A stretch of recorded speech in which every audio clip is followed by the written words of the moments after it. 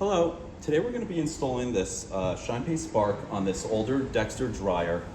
And this is a DXCD2 Spark with a number 20 harness and the appropriate adapter module.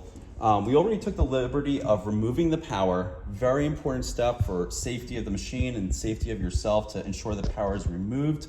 And we also took the liberty of using the key to open the service area.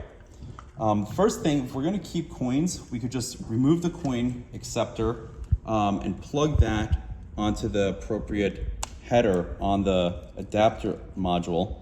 And then we're going to replace that coin acceptor with the ShinePay Spark harness. The next thing we're going to do is connect the power. We're going to have to connect to this capacitor, which is right here.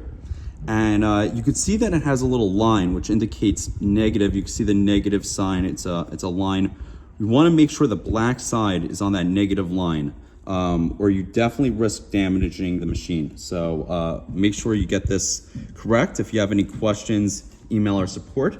And then we're going to plug the positive connector into the appropriate thing. You can see how it's plugged in. Line over here with little negative signs always indicates negative.